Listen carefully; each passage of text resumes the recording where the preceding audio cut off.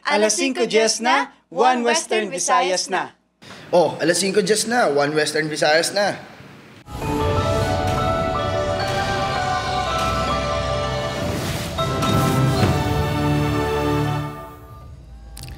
Mga balitang atong tutukan subong nga Biyernes sa likod sang ginapanan-aw nga pagpaiway sang barangay kag SK elections sa Disyembre, voter registration nagsugod subong nga adlaw.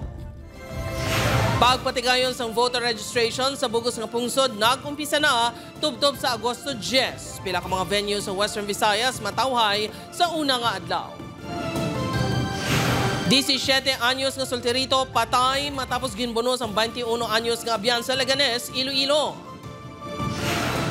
Lalaki nga nagsaot-saot sa atop sang tricycle samtang nagadalagan kag tag-iya sini natumod na sang kapulisan. Pagtambak sang basura sa pila ka lugar sa Bacolod City gintudlo sang LGU nga kapaltahan sang garbage contractor. Kontraktor ginpamulta sa masobra 1 milyon ka pesos. Lalaki patay sang natiruhan matapos gintuyog bunon ang mga nagresponder nga pulis sa Barangay Balabag, Pavia, Iloilo. Kag imbukada sa bulan sang Agosto ginsugata sa pagnubos ang halos 2 pesos sa kada kilo sang LPG. Apang presyo sang gasolina kag diesel magasaka sang hindi magnubo piso sa masunod nga simana.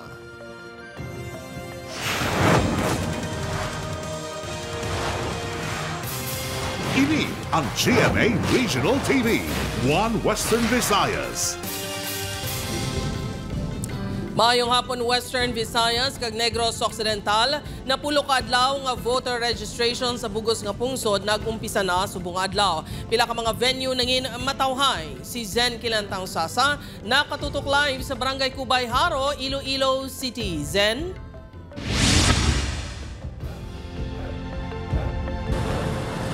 Jert, kalabanan mga first-time voter ang nagparehistro sa unang adlaw sa COMELEC voter registration.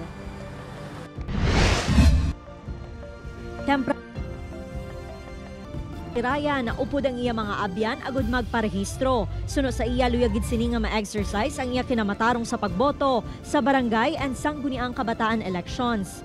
Para makaboto, madamami kag makapili isang mayong kandidato. Si Mirna nagkalitman nga magpa-register agud makapili sa mga maayo nga lideres. Para makaboto kag para mabalaan ko man kung paano magboto. Nagsugod na ang voter registration umpisa subong adlaw kag magatakop sa August 10. 800 tubtob 1,000 ka manugpa-register ang ginalauman sang COMELEC Iloilo City kada adlaw. Apang talalupang dona nga hindi tuman kadamo ang nag-abot sa venue. Natala na sa December 1 ang BSKE apang ginpahayag ni DILG Secretary Junvic Remulla nga posible ipaiway ang pagpatigayon sini. Sa baylo, hiwaton ini sa November 2026.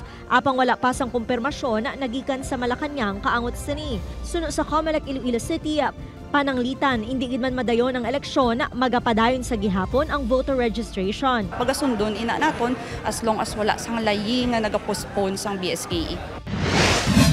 Sa Bacolod City, makitaan nga okupado ang mga ginpahamtang nga mga pulungkuan sa sulod sang isa ka mall para sa mga magaparehistro. Kalabanan sa mga nagpila para sa voter registration, mga estudyante. Dapat gani last year ako nakaparegister kaso wala ko nakaabot, susubong na lang ito naghingaga. Ang iba na nagatrabaho sa BPO. 7 PM pa rin ako. Importante gini para maka-voto na ako o wala ako. Kaya first time ko na. Suno sa COMELEC Bacolod City, mga 10,000 ang ginalauman nga makaparehistro sa syudad tubtob sa Agosto 10. Siguro may ara, kaya tada hindi makalabot or more or less than 10,000 ka applicants nato. But may ara, pakita nga mga SK nga mga nag-18 na bala. Magluwas sa new registration, ginaakomodar man ang change of name kag status, corrections ang entries, reactivation, inclusion sang registration records, reinstatement sa list of voters kag transfers ng registration records from foreign post to local. Mahimo ang magdala sang government-issued ID ang mga magaparehistro, kag birth certificate naman sa new registrants. Bukas ang registration bisan Sabado, Domingo kag holiday, halin 8 AM to 5 PM.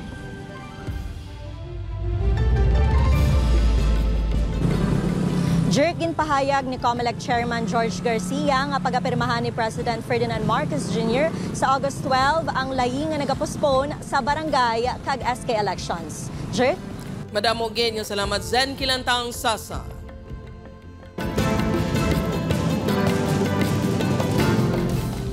Mga kapuso, 17 anyos nga solterito patay matapos ginbuno sang iaabyan sa Laganes, Iloilo. Pagpangimon, ginalantaw nga rason sang krimen. Si Zen Kilantang Sasa nakatutok. Diri sa Tianggay nga ini sa Barangay Poblasyon Laganes, Iloilo, natabo ang pagpangbuno kay alias Yanyan, 17 anyos. Ang sospek among iaabyan nga si alias Michael, 21 anyos. Sa investigasyon sang kapulisan, upod man nga nag-inom-inom ang sospek kag biktima. Yara man ang nobya sang biktima kag iban pa nilang abyan. Apang samtang nag-inom-inom, ginapahayag ng ngimo ng biktima sa iya nobya kag kay Michael. Dito na nagumpisa ang komosyon. About po dun sa tattoo kasi po nagtatattoo po yung suspect. Ang inisip po ng biktima is nagpatattoo po yung girlfriend niya dun sa suspect. So dun po nagkaroon, dun po nagsimula po yung misunderstanding o pagsiselos. Ginbuno sang sospek ang biktima nga nakaagom sang pila sa kilid. Nag-report pa ang biktima upod ang mga abyan sa Laganes Police. Antes gindala sa ospital apang gindeklara nga dead on arrival. Hindi mabaton sang pamilya ni Yanyan ang nadangtan sini sa lamaharon nga edad. Mapisan kag mabuot ang paglaragway sa iya sang iya lola. Pasakit man. Ang kwarta makita naman. Pero siya nang subang kong apo. Siya arigid na siya di pirmi adlaw-adlaw. Giliw naman nga nadakpan ang sospek nga residente sa lugar. Gintinguan sa news team nga makuhaan sang pahayag ang sospek apang nagpaiway ni nga magpa-interview. Napasakaan na ini sang kasong nga murder. Upod kay Cirilo Renduque, Zen Kilantang Sasa, One Western Visayas. Lauman ang hindi magnubo sa piso sa saka sa presyo sang kada litro sang gasolina kag diesel sa madason nga simana. Ina ang base sa 4 ka adlaw nga trading subong nga simana. Ang presyo sang gasolina ang ginalauman nga magasaka sang piso kag 50 sentimos kada litro. Piso kada litro naman ang ginalantaw nga igasaka sang presyo sang diesel. Ang kerosene posible man magsaka sang 80 sentimos kada litro. Sa Martes, August 5, ipatuman ang adjustment sa presyo sang gato. Samtang umpisa subong adlaw, ginpatuman man ang hindi magnubo sa 2 pesos nga buhin sa presyo sang kada kilo sang liquefied petroleum gas o kon LPG. Buot silingon sini sa isa ka 11 kg cylinder o kon tangke nga ginagamit sang konsumidor, ang presyo sini ang mabuhinan sang hindi man magnubo sa 22 pesos.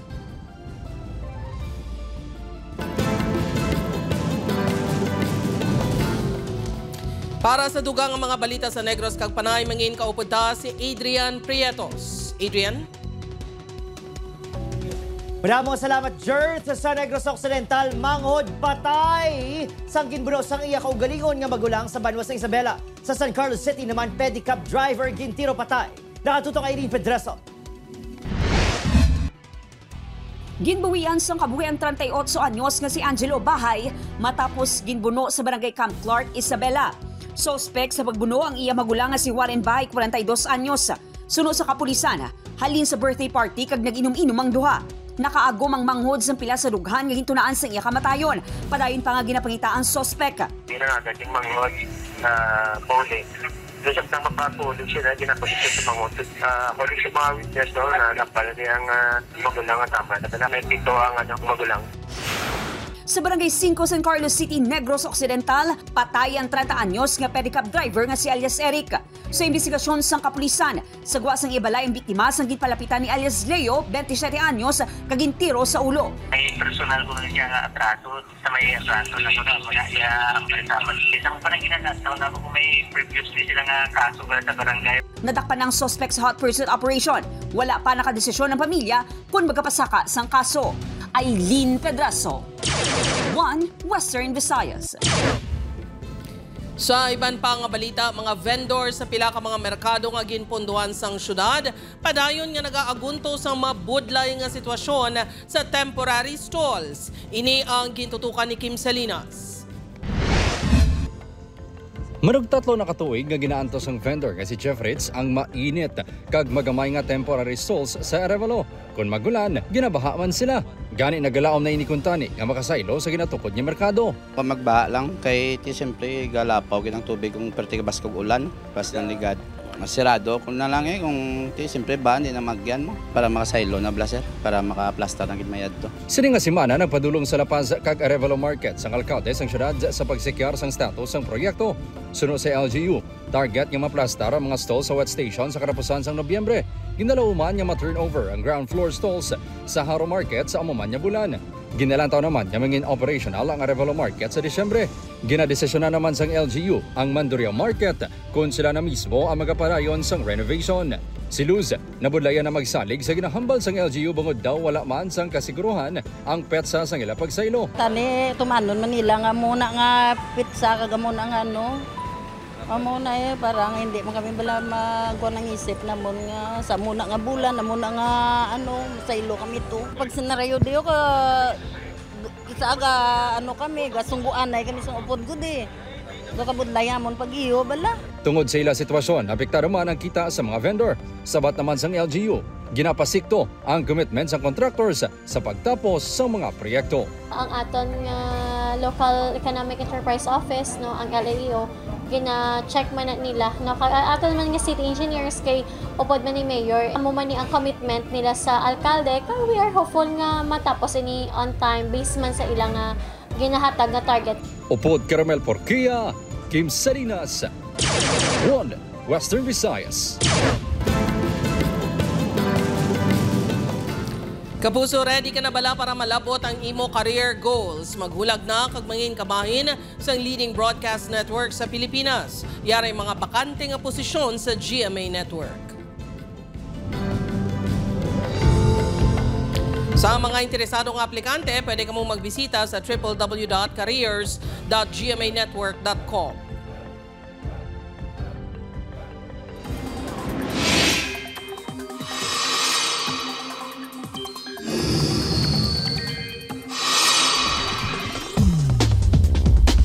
Balantayin mga kapuso, padayon nga ginamonitor sa pag-asang bag-o nga malain at tiyempo lapit sa Pilipinas. Ulihin na sibratan 1,225 kilometers east-northeast sa extreme northern Luzon. Sunod sa pag-asa, akong tsansa sini nga mangin bagyo sa mga masunod nga inoras. Wala man ginadulang tsansa sini nga magsunod sa makadali sa Paracon Philippine Area of Responsibility. Padayon naman ang pagluntad sa habagat apang kumpara sa mga nagligad inadlaw amat nga nagahinang epekto sa pusod.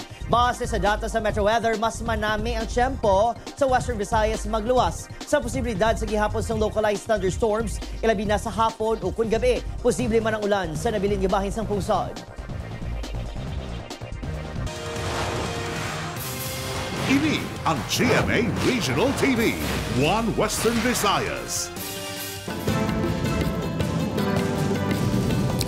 Mga kapuso, lalaki nga nagsaot-saot sa atop sang tricycle kag drivers ng tricycle nakilala na sang kapulisan. LTO6 nagpaandam sa mga luyag man maghimo sang kasubong nga akto. Si John Sala nakatutok. Wala na sa dihan sila ang Transportation Office 6 Director Attorney Gauchoso Hidospan sa nag-viral nga video sang isa ka lalaki nga nagsaot nga nakabrief sa atop sang isa ka tricycle samtang nagadalagan sa diversion road. Natumod na sa otoridad ang lalaki nga si alias Bogart samtang ang driver naman amo si alias Kurt. May tatlo pa sila kaupod kag isa sa mga ini ang minor de edad. Lunsay residente sa barangay Bakhaw, Mandurriao ang mga ini. Na-find out naman nga may lisensya gitong tricycle driver, may mga kabataan siya, muna ginasaguli sa pamilya ya. So, kung isang show na mo ng imo license, madulaan ikaw pangabuyan. So, pili ka mo, no? Hindi man kami kapilit kitsin nyo. Pili ka mo, is your content or your livelihood in the future. Sang matukiban nga ginapangita na sila sa otoridad, nagpadulong sa Iloilo City Police Station 10 ang 5 agud magpaathag sa kapulisan. Kilalahay ang mga ini kang nagapauli na kutani sa barangay Bakhaw, Mandurriao sang natabo ang insidente. Ang nagsaot particular nga gipamangkot ko is na-amaze lang daw siya sa isa ka nag-vlog sa Thailand nga nagauba man siya kag magsaot sa isa ka pampubliko nga salakyan. Ginpadulungan sa news team ang balay sa mga natundan apang wala ang mga ini sa ilang mga balay.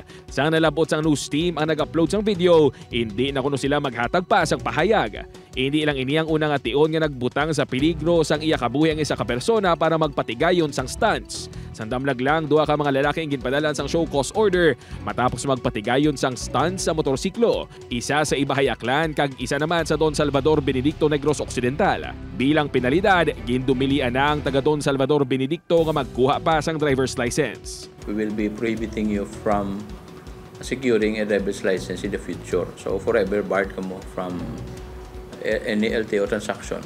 So kung plano pa ka mo nga may makuha pa ka mo lisensya, so hindi na namon ka mo matagaan lisensya. Iti way pagani, violate na ka mo. Subong adlaw gintalana nga padalan sang show cause order kanday alias Kurt kag alias Bogart. Upod kay Hans Desierto, John Sala.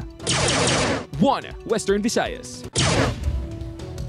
Isa ang patay, isa na ospital sang nakuryente samtang nagapangoryente sang isda sa sapa sa Dueñas. Samtang tanod nga suspect sa pagpangtiro sa Dumangas, nagsungkat na. Si John Sala nakatutok.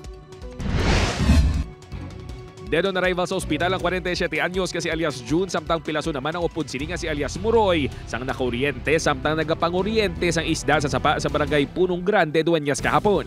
Suno sa kapulisan na utod ang kable sa kuryente nga nagaangot sa payag sa pangpa hanggang nahulog sa tubig. Aksidente nga namutong ang wiring, so ano po nagtagpong sa tubig o nahulog sa tubig. May mga open wiring, ano po nga nakuryente ang tubig. Pag kuryente na tumbali victim sa tubig, so ang Victoria yung punahan kapag kuryente. Nagtuyo pa nga magbulig si alias Muroy apang nagtabog ini. Pareho sila nga gidala sa ospital apang indeklarar nga dead on arrival si alias June. Samtang nagsungka kahapon sa Leganes Police ang barangay tanod nga nagtiro sa iya kasilingan nga si Samuel Adelantar kag sa bata kag apo sini sa barangay Sulangan, Dumangas ang Hulyo 27. Nagpadulong sa Leganes Police ang suspect nga si Gary Sustento agud magpatag sang iya bahin. Gilayon man ini nga turnover sa Dumangas Police. Suno sa iya nata panabla sa sir do napuno na bla. Kagamot sir nga nahimo yang amotong krimen. Hindi naman namon siya sir pwede maaresto, wala na kami sang basihan nga arestohon siya kay wala na hindi na magsulod sa pursot sir. Kag ang kaso sir pa ginapreparar na for filing na lang. May abogado naman ang suspect kag handa kuno nga magpatag sang iya bahin sa korte.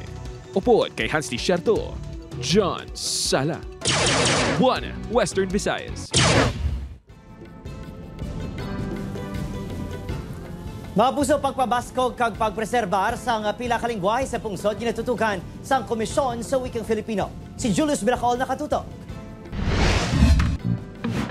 Kaloyanan, arta, binatak, kag malaweg. Kabahin ang mga ini sa nagapamiligro nga madula nga mga lengguwahe sa Pilipinas. Ginpresentar ini sang Komisyon sa Wikang Filipino para sa araw ng Buwan ng Wikang Pambansa 2025. Marami pong mga nanganganib na wika, kapag nawala po, isang kultura ang nawawala rin. Gani subong nga buwan ng wika, isa sa ginatagan pagtamod ang pagpabaskog sa mga nagapamiligro nga lengguwahe. Pamaagi kuno ini nga hindi malipatan, kag mapasa pa sa mga masunod nga henerasyon. Meron tayong 135 na wika at sinasabi meron tayong 32 naman na nanganganib.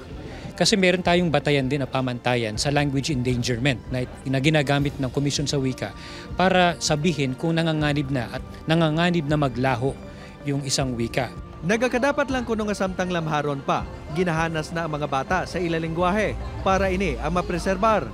May mga proyekto man kuno ang KWF para mapreserbar ang mga nagapamiligro nga lengguwahe. Meron no tayong bahay wika sa Abukay, Bataan na nagsimula pa po ng 2018 at hanggang ngayon po ay sinusubaybayan namin dahil ang LGU po ay nangangasiwa na po ng bahay wika sa Abukay, Bataan.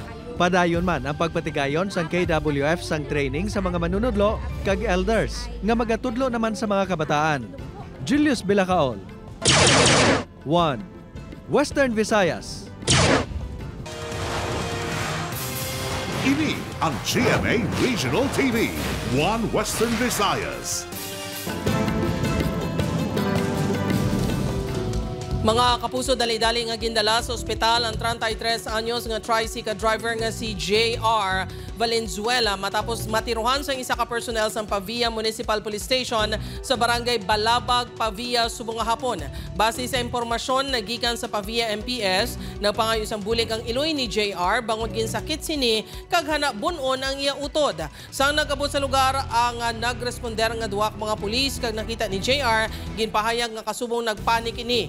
Tion-tion ginsulong sini ang mga pulis kag ginhana nga bunon. Sa tuyo nga depensahan ang kaugalingon ginpalukpan sang isa ka pulis si JR kag ginapasuni na igo sa dughan. Sa pagpakigango sa news team sa Hepes ng Pavia MPS, nagpamalibad ini nga hingadlan ang pulis nga nakatiro kay JR. Apang ginkonfirmar sini nga ginbawian sang kabuhi ang biktima sa ospital. Ubon o niya man ang pulis siguro kay dadagan sa yung pulis mo gilagas ginagapakadto lang pulis siya gasulong sa pulis as a part sang warning niya nga nag-load pa sa tani isang iya pusil to threaten the natiruhan but ang ginhimo niya sige gyapon ang iya nga lagas sa aton nga pulis kag bunon.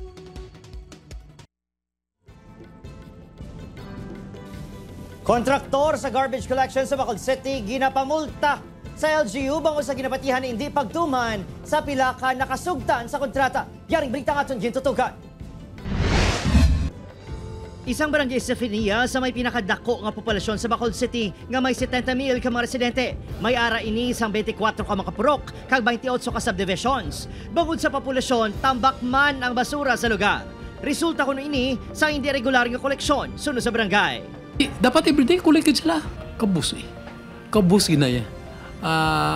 Dapat dugang sila garbage truck. Base na yan sa reklamo sa Pumuluyo. Sunod sa Bacolod City Legal Officer, ang reklamo pinalang sa resulta sa kabaltahan sang kontraktor nga tumano ng kontrata.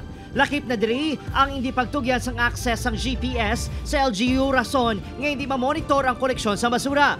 Wala man natagan sang shredder ang 3 ka mga mayor nga merkado sa syudad. Bangod sini, ginapamulta sang LGU ang kontraktor sang 1,068,000 pesos. Ginbase na sa aton kontrata nga ang first offense is 1,000, second offense is 2,000, third offense is 3,000. So since the start of the contract, February 1 up to the present, why nila ma-deliver ang GPS as well as ang shredder. No? That's why compute na up to the present ang violation nila. Ang iba niya provisions ng kontrata, ginalantaw naman. Tubtob sa Disyembre pang kontrata, ginapadalman pa kung anong mga indesisyon ilabina nga nagresulta sang pagbaha ang napabayan ng mga basura nga nagabara sa drainage systems. Ang aton sining treatment, this is coupled with services. I mean, we're talking of garbage collection, clogging sang drainage, ang sanitation, ang ikayong lawas sang Pumuluyo. Sure lang, sige nabayaran niya sa syudad mo. No, hindi niya libre. Hindi ko na kasilin kung marinyor. Hindi. What I am concerned right now is the current contract of the city. May mga obligations na sila sa aton agreement nga dapat nila obrahon. Sa pagpakigaw sa news team, nagpadala sa mensaheng project manager sang kontraktor nga si Joram Francisco nga hindi pa sila makasabat sa issue sa subong. Upon, Kiril Casilio, Adrian Prietos, 1 Western Visayas.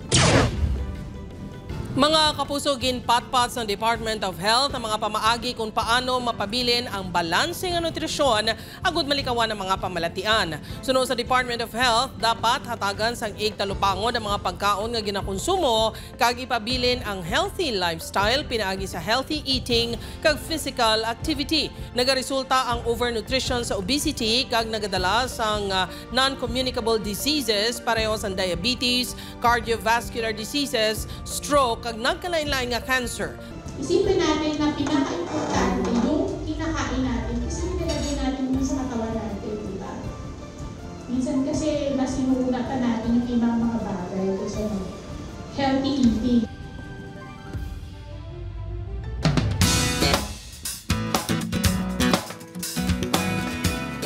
Mapuso, yari na mga dapat bantayan sa Encantadia Chronicles, Sangre. Mag-aumpisa na ang gyera at tubangon sa mga sangre. Ano balang malaing pangaplano ni Kera Mitena? Malampuwasan bala ini nanday Adamus, Terra, Dea, kag Flamara. Bantayan sa Encantadia Chronicles Sangre Mondays to Fridays sa GMA Prime alas 8 ng gabi pagkatapos sa 24 oras.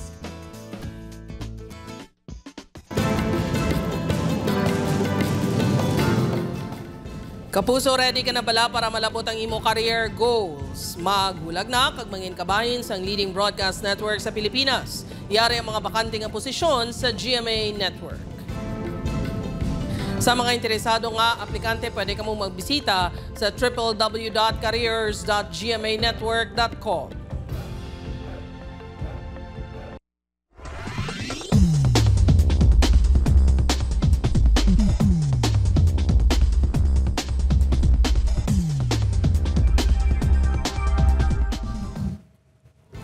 Mga kapuso, masobra 100,000 ka mga pamilya sa bilog nga Region 6 ang apektado sa epekto sa habagat sa nagliligad nga simana. Pero ang anuman nga kalamidad hindi makaapekto sa kabakod naton nga mga Pilipino. Pareho na lang sa sini nga mga laragway sa ginpatigayon nga Capture Resilience Photo Contest ang OCD6. Third placer ang ini nga laragway kung sa diin makita ang yuhum sa mga miyembro sa pamilya bisan kandila lang ang suga. Second placer ang senaryong ini sa sulod sang classroom kung sa diin masadya nga ginapakita sa manunudlo ang first aid kit sa mga estudyante. Ang nagpangibabaw among laragway kuha sa kilid sang dagat nga may lolo kag isa pa kalalaki nga nagakayos sang gamit sa pagpangisda. Initanan mga kapuso, handumanan lang pero magapahanumdum sa aton kung paano mangin positibo sa piyak sang anuman nga peligro. Mga kapuso, ako si Gertrude Charlatan, ini ang One Western Visayas, bugos nga puwersa para sa mas dako nga misyon kag mas masangkad nga pagserbisyo sa pungsod.